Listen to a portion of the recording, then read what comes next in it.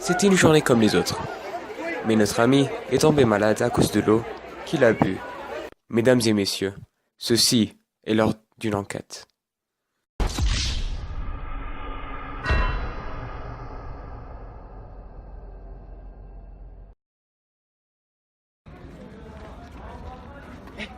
Ouais, t'es chez moi, non? Ah oui, c'est moi. En fait, je voulais te demander, mon ami il est tombé malade. T'es sérieux, qu'est-ce qui s'est passé? Il est tombé malade à cause de l'eau. L'eau qu'il a bu? Oui, il a bu de l'eau et il est tombé malade. Il m'a ensuite demandé, c'est quoi une eau potable? Une eau liquide est dite potable lorsqu'elle présente certaines caractéristiques, comme la concentration en chlorure, le pH et la température. Par exemple, les paramètres fréquemment réglementés sont la qualité organoleptique, tels que la couleur, la turbidité, la saveur et l'odeur. Il y a aussi les paramètres physico-chimiques naturels, comme la température et le pH, et certains paramètres microbiologiques, comme l'eau ne doit pas contenir d'organismes pathogènes. Est-ce que tu veux que j'analyse l'eau de ton ami, si tu veux? Oui. Allons-y, maintenant, nous allons passer à l'action.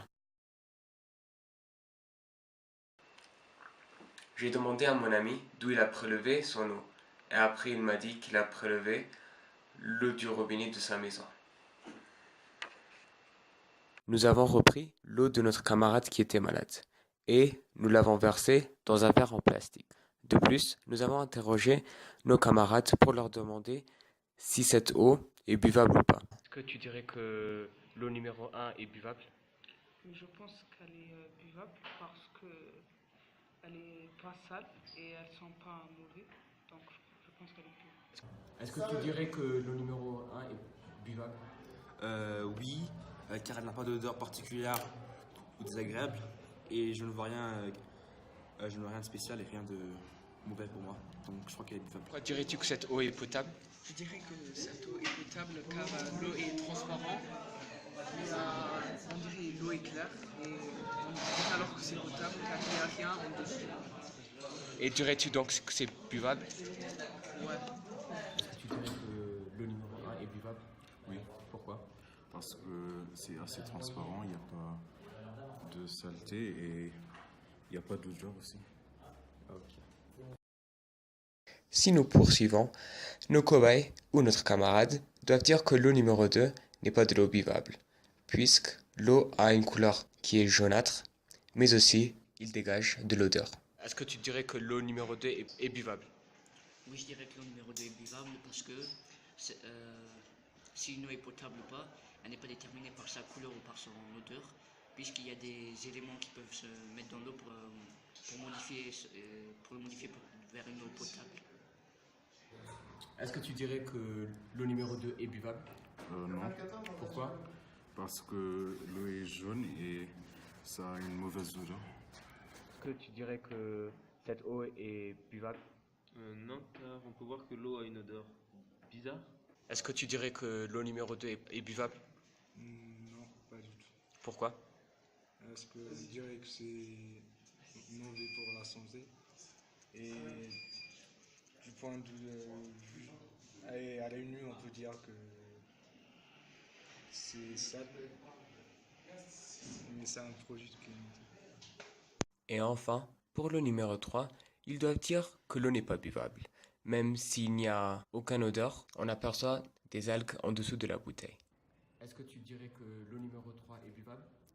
L'eau numéro 3, non, à cause des algues qui se trouvent au dépôt et puis à cause de la couleur un peu verdâtre. Est-ce que tu dirais que l'eau numéro 3 est buvable? Non, je pense pas qu'elle est buvable parce que la couleur ressemble un peu à la couleur de l'eau, mais il y a quelques différences. Et en plus, elles sont mauvaises. Ok, merci. Est-ce que tu dirais que l'eau numéro 3 est buvable? Je dirais que l'eau numéro 3 n'est pas buvable parce que cette eau contient des algues. Au niveau de l'odorat, qu'est-ce que tu ressens? Au niveau de l'odeur, il n'y a pas d'odeur, c'est comme une eau normale. Mais le fait qu'il y a juste des algues fait que cette eau n'est pas potable. Est-ce que tu dirais que l'eau numéro 3 est buvable?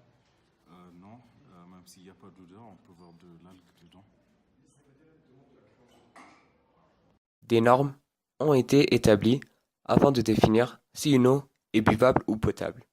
L'une d'eux peut être reconnu par nos sens est le test organoleptique. Dans ce test, les normes qui sont évaluées sont la couleur de l'eau, l'odeur et le goût. Pour que l'eau passe cette norme, l'eau doit être incolore, inodore et sans goût. D'après nos analyses sensorielles, l'eau de notre ami et du robinet passe cette norme, même si c'est pas précis, puisque les justifications pour la potabilité de l'eau sont différentes selon les personnes, sans un outil de mesure scientifique ou précis. Donc, on va utiliser des instruments de mesure scientifiques. Nous avons utilisé le papier pH pour déterminer le pH d'un corps. Le corps que l'on utilise ici, dans ce cas, c'est l'eau. Si le pH est inférieur à 7, la solution est donc acidique. Alors, le papier aura soit la couleur jaune, ou orange, ou rouge. Et si le pH est supérieur à 7, la solution est donc basique. Alors le papier aura soit la couleur vert, ou bleu, ou violet. Il n'y a pas de surprise ici. L'eau du robinet se trouve entre un pH de 7 et 6. Donc, l'eau est neutre. Nous pouvons maintenant prélever l'eau du robinet en primaire pour voir si cette eau est acidique ou basique ou neutre.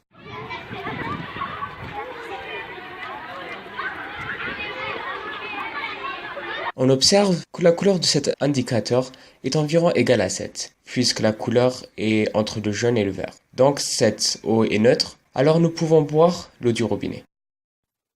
L'eau de notre ami semble être entre un pH de 7 et de 8.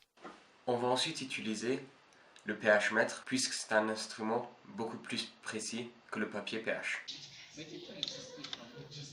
Le pH mètre indique un pH de 3,6. Ne vous inquiétez pas, c'est à cause de la solution de chlorure de potassium qui enferme le bout du pH mètre. Ceci est tout le matériel que l'on a besoin. On a deux solutions tampons. L'une de ces solutions a pour un pH de 7 et l'autre un pH de 4. On met ensuite le pH mètre dans la solution tampon.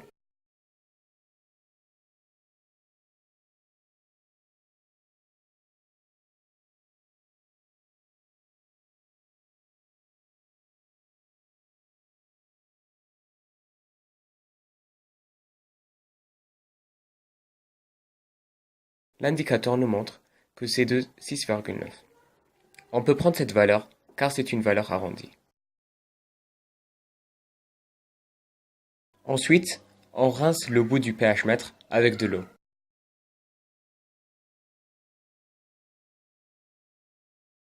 Puis on remet le pH mètre dans une solution tampon d'un pH de 4.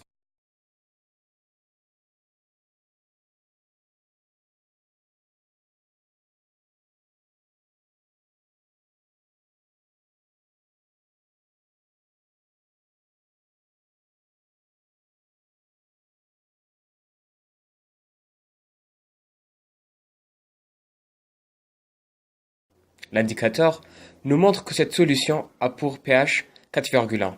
Ceci est encore une valeur arrondie. Donc, on peut accepter la valeur affichée. Et il ne faut pas oublier de rincer le bout du pH mètre. On mesure en premier l'eau du robinet du bâtiment S.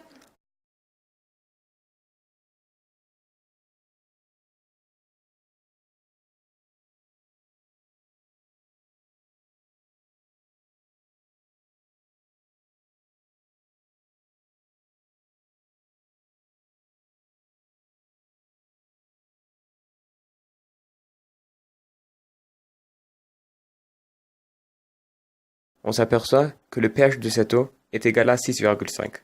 Cette eau est un peu acidique. On rince comme d'habitude le bout du pH mètre. Ensuite, on remet le pH mètre dans l'eau du robinet en secondaire, précisément l'eau que l'on a prélevée d'ici.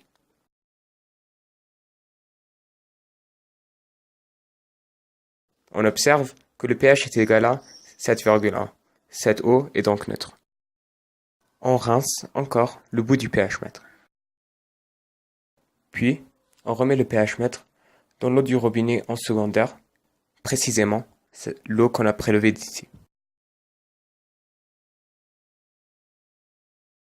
On observe que le pH de cette eau est égal à 7,2. Cette eau est donc neutre. Bon, maintenant vous avez compris la technique. Il faut rincer. Ensuite, on met le pH mètre bouteille de notre ami.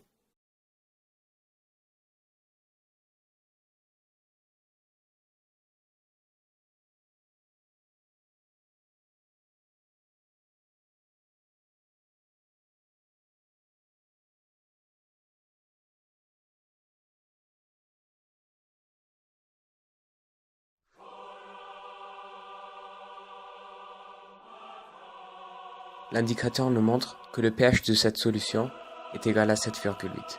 Cette eau est presque basique. Mais c'est toujours buvable pour un être humain. Comme notre camarade il nous avait dit qu'il avait prélevé l'eau du robinet de sa maison, nous sommes allés à la source d'où on traite l'eau courante en Addis Ababa. On a pu visiter et interroger les personnes qui distribuent l'eau du robinet en Addis Ababa. Nous sommes y allés à Al-Gadadi. Dans cette salle, on utilise la chaux pour ajuster le pH de l'eau. De plus, ce principe permet quelques particules en suspension à se décanter. Ils peuvent affecter la turbidité et la couleur de l'eau. Ils mettent ensuite le sulfate d'aluminium dans l'eau pour mettre en place la coagulation. Mais la taille des flocons que l'on a obtenus après coagulation n'est pas suffisant pour sédimenter dans le bassin. Donc, on agite d'une manière maîtrisée et on ajoute les éléments en suspension seront ensuite récupérés par décantation, flocculant. Il y a ensuite un agitateur qui permet d'agiter le mélange. Ensuite, on utilise le clarificateur pulsatoire pour faciliter la flocculation et la coagulation. On utilise le sable ici pour éliminer les matériaux en suspension. C'est une méthode de filtration qui permet qu'à l'eau de passer à travers le sable et bloque tous les autres éléments qui peuvent se retrouver dans l'eau. Et enfin, dans cette dernière étape, avant que l'on distribue l'eau, on ajoute du chlore pour désinfecter l'eau s'il contient des virus ou des bactéries. Après que l'on a fait une gélose dans chaque boîte à pétri,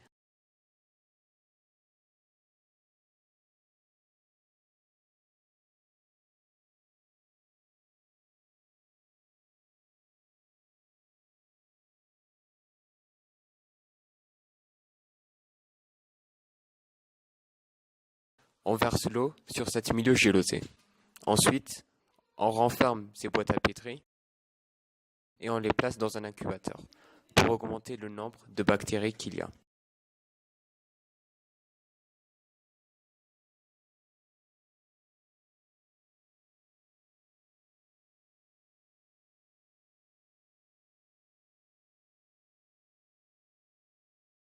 Après 3 jours, j'ai cru voir des organismes, mais malheureusement, c'était que des bulles.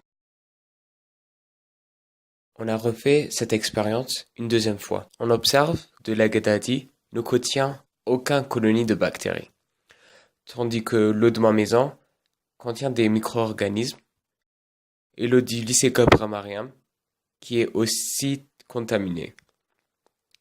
Puis, je m'aperçois que l'eau de mon ami a beaucoup plus de colonies d'organismes que celle de l'eau du lycée et de ma maison.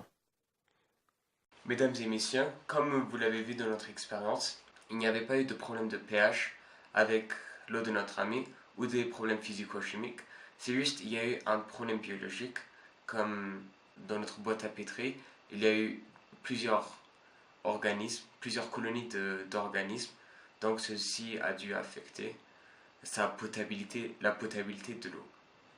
Mesdames et messieurs, ceci est la fin de notre enquête.